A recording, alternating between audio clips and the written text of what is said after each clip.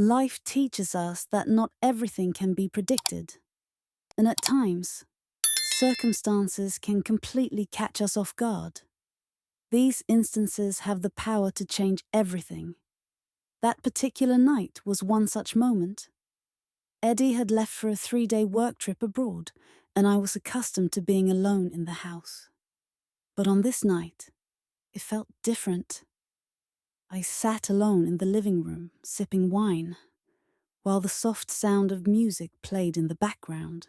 The faint light from the candles flickered around me, providing a sense of company in the quiet. I was dressed in a comfortable, light nightgown. I wanted to relax and find some peace, seeking comfort in the solitude that had been a part of my life since Charlie passed away 8 years ago. Nights like this had become my sanctuary, a way to cope with the isolation that had taken over my life. But that night, just as I expected to be alone with my thoughts, the doorbell rang. When I opened the door, I was stunned to find Felipe standing there. For a moment, I froze. My eyes locked on him as I tried to make sense of why he was there. He stood in front of me, holding Eddie's folders and computer bag.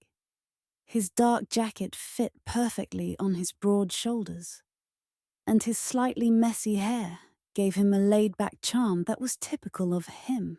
Felipe had been Eddie's close friend for many years, so his unexpected visit was completely surprising to me.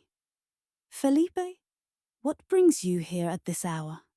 I asked, unable to hide the shock in my voice. He gave me a polite smile and replied, "Hello, Amy. Eddie and I worked together on a project. I finished my part and didn't want to keep the materials, so I thought I'd drop them off." I hesitated for a moment before saying, "Of course, come in. It's late, and I wouldn't want you standing outside." I stepped aside to let him in. As I closed the door behind him, I became acutely aware of my appearance. The soft candlelight illuminated me as I wore nothing but a nightgown. I tried to brush the thought aside, but I noticed Felipe's gaze linger on me for a moment before he looked away. Once inside the living room, Felipe took in the scene, noting the candles and the wine, and gave a small smile. "It seems like I'm interrupting a quiet evening," he said with a hint of humor. I quickly replied, setting my wineglass down on the table. "The night is peaceful. It's just how I like it. Evenings like this have been a source of comfort to me since Charlie passed. But I truly appreciate you stopping by. I haven't had the chance to get to know you." Felipe smiled, his expression softening. "No, we haven't spent much time together, have we? Though I've known Eddie for years, I've always admired you. Your support of Eddie, your loyalty to him. It's really remarkable."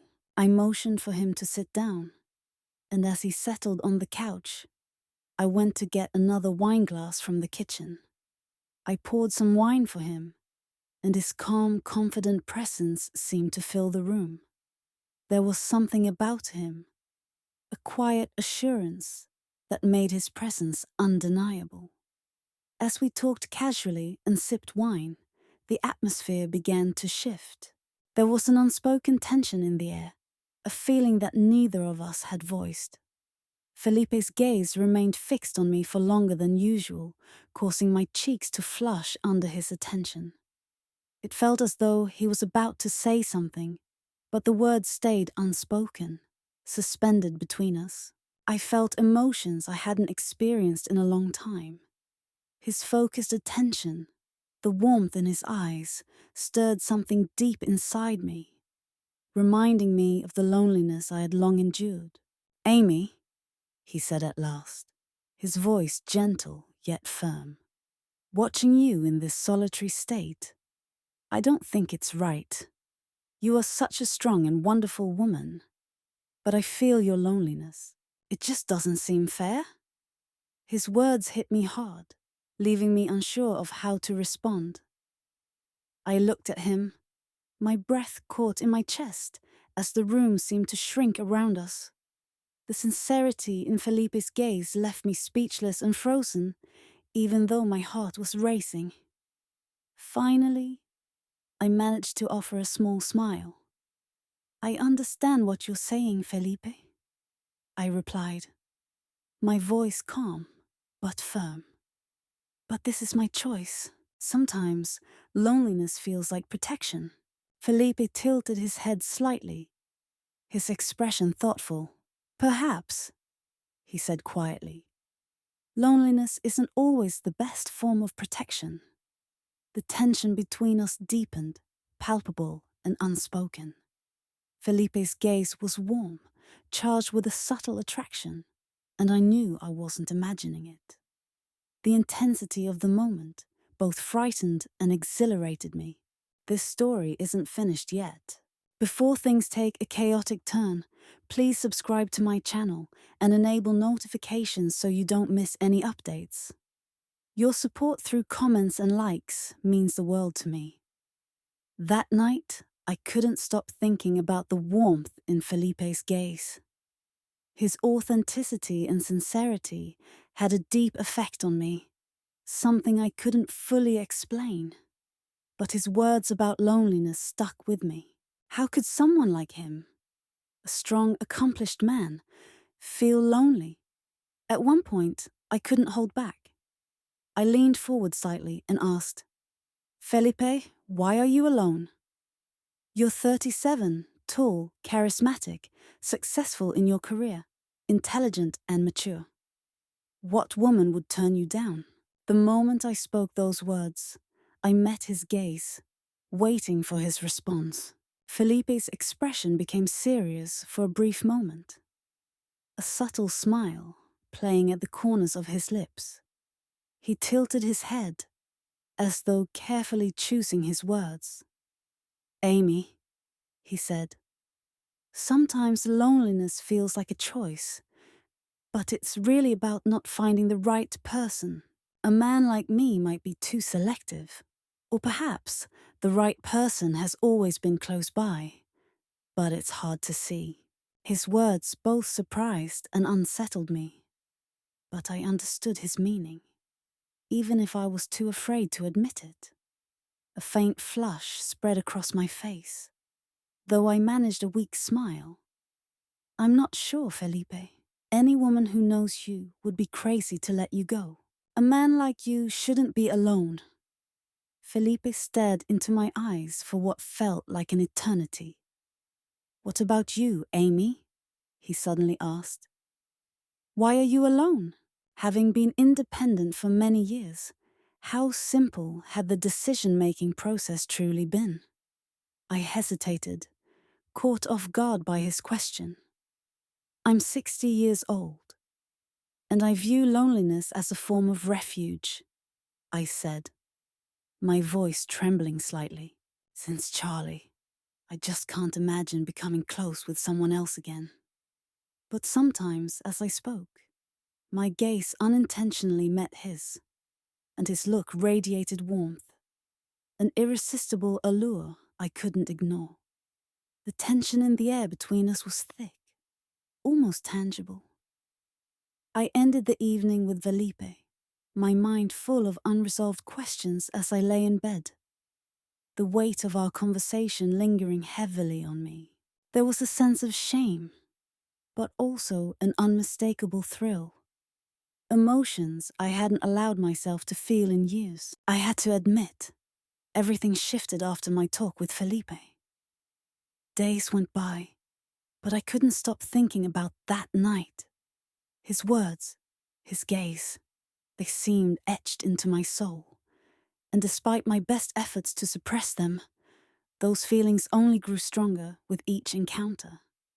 As Eddie focused on his work, Felipe and I continued to talk. Sometimes we met for coffee outdoors. Other times we stayed in his car, deep in conversation. We even had long phone chats. It all felt so effortless, like developing a connection with him was second nature. But with every meeting, a deeper feeling began to grow in me. This wasn't just friendship, it was something far more. Every time I heard Felipe's voice or saw his smile, my heart raced. I had to admit to myself, these emotions had moved beyond friendship. The hardest part? Hiding it from Eddie. Was it wrong to form a bond with my son's closest friend? Or was this simply life offering me a second chance? I vividly remember our last meeting. We sat side by side in his car, drinking coffee and talking. That day, something shifted between us, and we grew closer than ever. Felipe's gaze remained on my lips, so close that I couldn't catch my breath. The space between us felt as though it was nearly gone, but then we both pulled back. The magic of that moment hung in the air for a moment before we parted ways. After that night, I didn't hear from Felipe until his message arrived. It was more meaningful than I had expected. Just a simple address and a few words, but the weight of them was immense. Meet me here tonight at 8 o'clock. I have something special to share with you. As I read those lines, a storm of emotions hit me. My hands trembled and my heart raced, making it hard to breathe.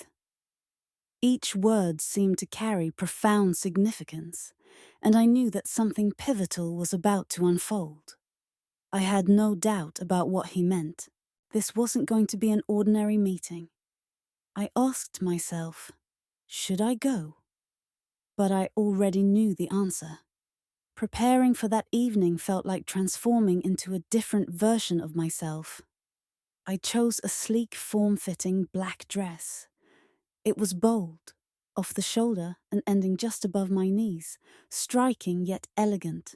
Looking at myself in the mirror, I realized it had been a long time since I had felt this attractive. I let my hair fall in soft waves over my shoulders and applied just a touch of makeup, finishing with bright red lipstick. I knew Felipe's eyes would be on me all night.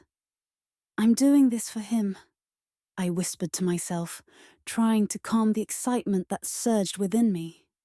But deep down, I knew it wasn't only for him. It was for me too.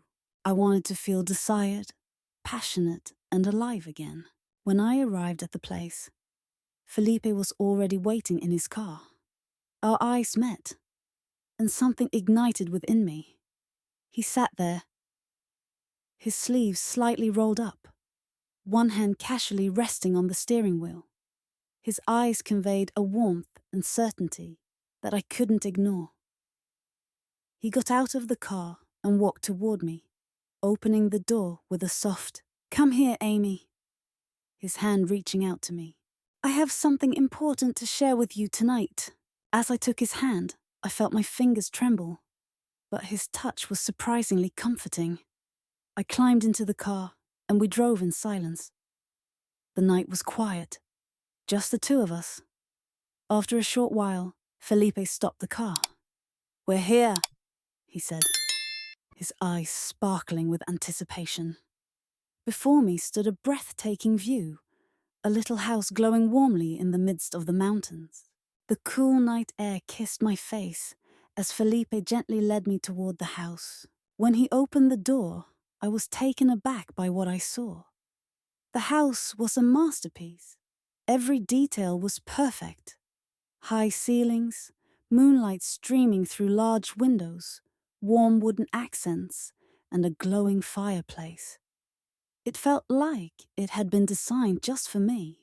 The walls were adorned with beautiful artwork in earthy tones, and a stunning glass coffee table sat in the center, surrounded by refined furniture. A stylish dining table anchored the space, and every detail exuded grace and intention. "Did you design this?" I asked. My eyes filled with emotion. Felipe smiled and nodded. "Yes. I've never met anyone as remarkable as you. Someone I could share it with." I was speechless. Every inch of the house reflected my tastes.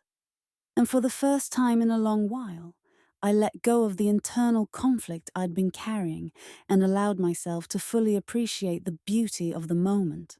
Felipe gestured toward the couch, inviting me to sit. The fire crackled, creating an atmosphere straight out of a fairy tale.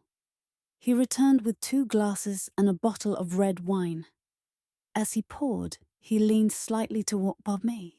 "Amy, I called you here because I can't keep my feelings inside any longer," he said, his voice steady and clear. I looked at him, but he stopped me before I could speak. "Let me say this. This place, this evening, it's all because I want to share it with you. You've captivated me more than anything else." My heart raced to the point where I could hardly breathe. Felipe's words broke down the walls I had built inside myself. "Amy," he continued, his voice soft but full of meaning.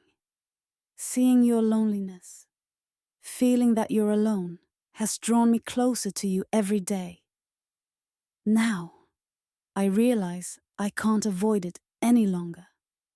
The air between us thickened, and Felipe's eyes revealed everything. No more hiding. As he leaned closer to my lips, I stopped breathing. This moment was finally here. Just as our lips were about to meet, I pulled back slightly. "Felipe, before we go any further, we need to be sure," I said, my voice trembling. But Felipe remained resolute. "I'm certain, Amy. I'm completely certain now." The night had taken on a new meaning. When his lips finally met mine, everything changed. It was as if a spark ignited inside me, a longing I hadn't felt in years. His kiss was intense, deep, and passionate. In that moment, I wanted nothing more than to be held by him. My hands found their way around his neck, pulling him closer, while his grip on my waist tightened with yearning. Time seemed to stand still as we lost ourselves in the fervor of the moment.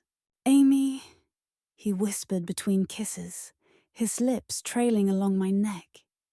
"You're so beautiful. How did I never see this before?"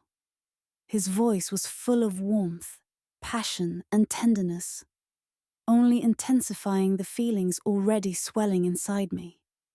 I whispered into his ear, my breath uneven. "Felipe, you're incredibly attractive. Thank you for making me feel this way." The wine glass tipped over, spilling red liquid across the table, but neither of us cared. Nothing mattered at that moment except the fire between us. As Felipe's hands removed my dress, I felt his touch on my skin, sending a thrill through me. The fabric fell to the floor, leaving me completely exposed before him. My fingers trembled as I unbuttoned his shirt, each motion feeling like a dream. His broad shoulders and chiseled chest amazed me. "You're extraordinary," I whispered, my gaze fixed on him.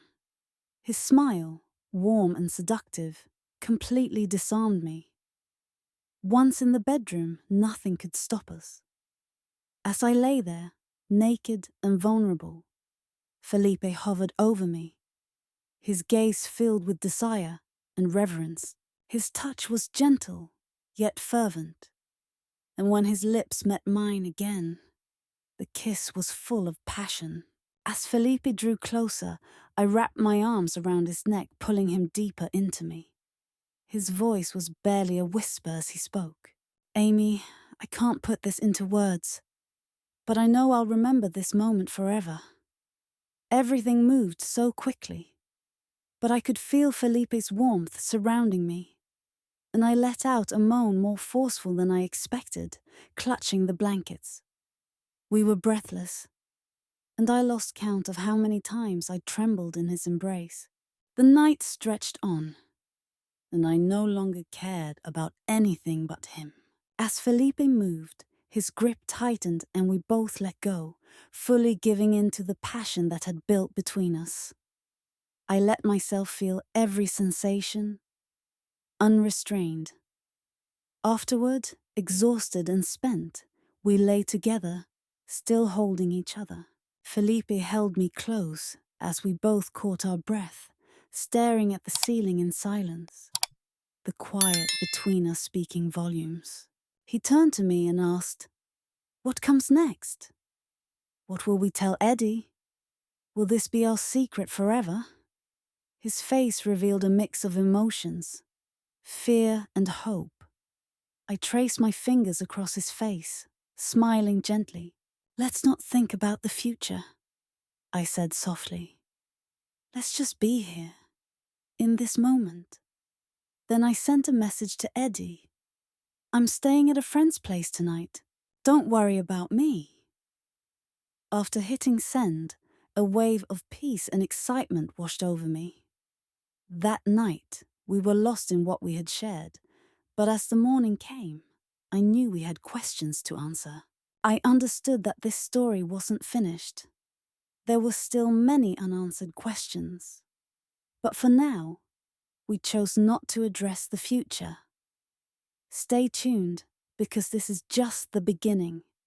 If you've read this far, it's clear this story has affected you. There's much more to come, so don't miss it. Follow, turn on notifications, and share your thoughts about this journey.